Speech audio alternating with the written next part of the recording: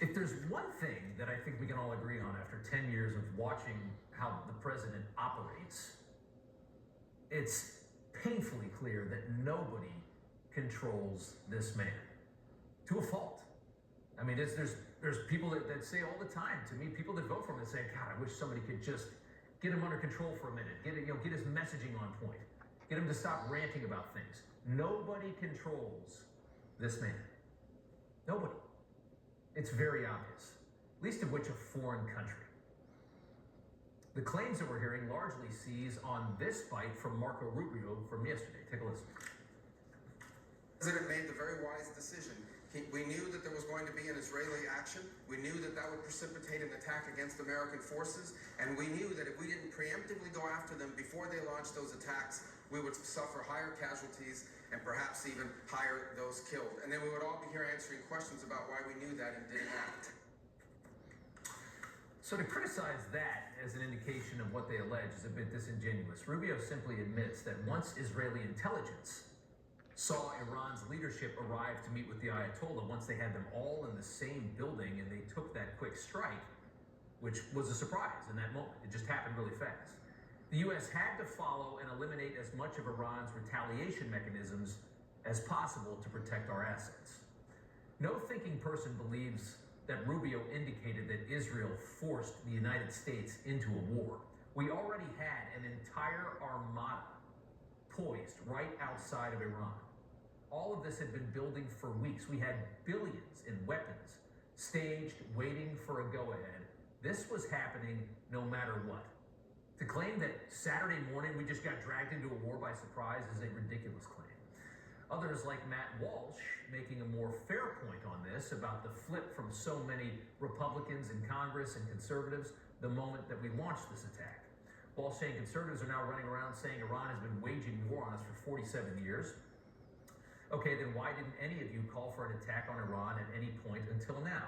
Why didn't you make a case for Trump ending the war, not starting it, until precisely the moment when Trump did it? You and I both know that you were latching onto a talking point you never used until 45 seconds ago. Now that is a decent little hit. Actually kind of a fair criticism. But on the other side of it, most people aren't sitting around thinking about Iran and whether it's an ideal time to end a regime that's been terrorizing the United States and the greater West for half a century. This is just not something a lot of people think about. But fair enough. Although social media today was quick to find some pretty rich hypocrisy from Walsh. Take a listen to this. If it's actually true that Iran has tried to or is right now trying to kill our president, then absolutely we should invade the country and annihilate the whole regime. The United States should personally kill every person in the Iranian government if they're trying to assassinate our president. This is an act of war against us, and we would be totally justified in responding with overwhelming, violent force. If they did that, that's all we need to talk about. Go kill the bastards right now. So 8 months ago, he's calling for exactly what's happening right now, and today he's claiming that it's outrageous to support what's happening right now.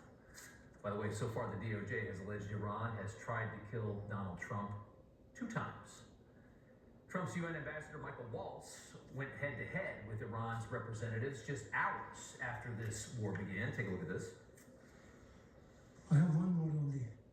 I advise to the representative of the United States to be polite. It will be better for yourself and the country you represent. Thank you. The representative of the United States is off the floor to make a further statement. Frankly, I'm not going to dignify this with another response, especially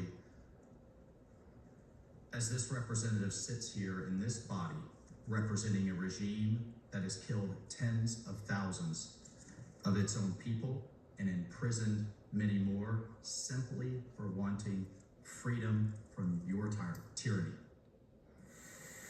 Quite a moment there from Saturday, just hours into this war, and the Ambassador Waltz joins us now. Sir, good to see you again.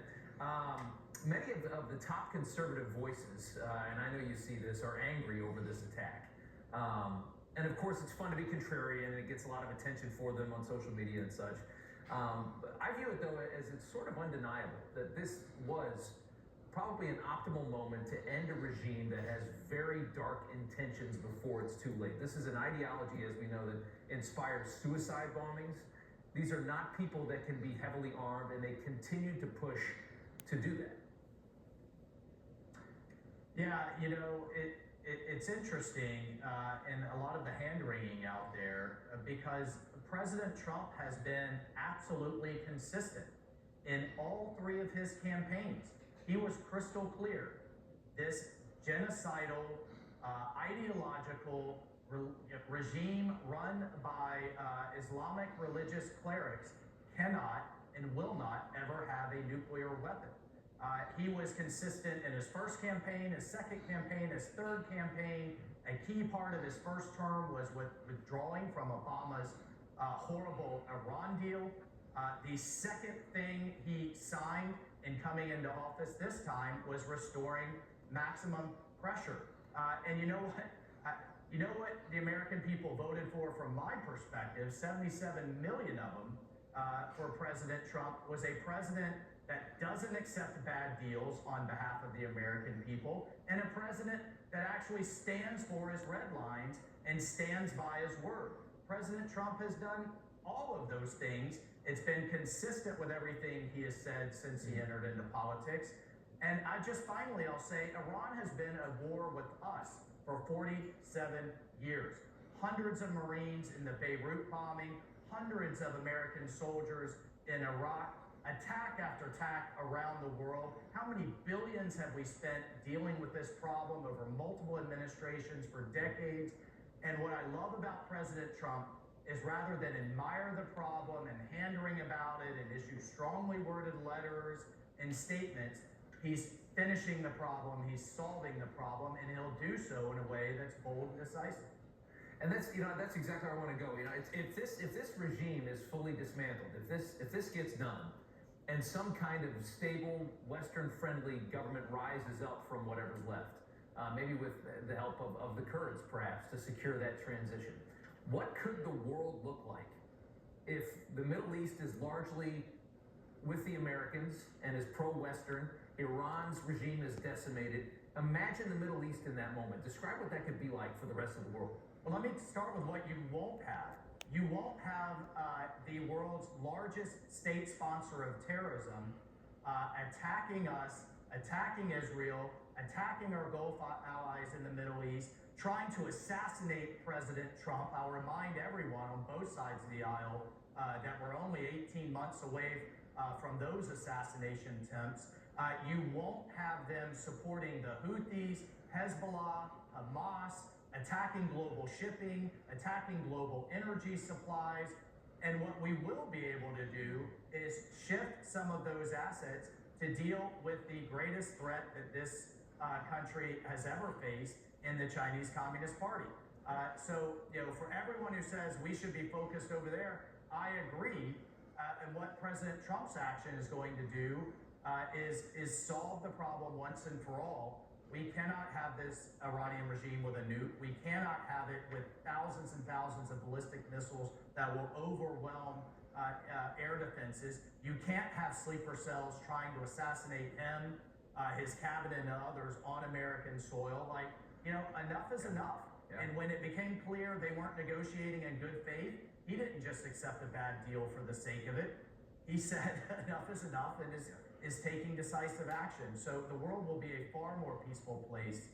You have a president that puts diplomacy first, and you have a president that is going to do what's necessary to achieve stability and peace for the American people. And perhaps a world that doesn't require so many American military bases throughout the Middle East and so much of a footprint for us. I mean, think of As a former veteran that got sucked into those endless wars, heck yeah, and we should be supporting him 100%. Ambassador Waltz, good to see you. Thanks so much. All right, Rick Grinnell is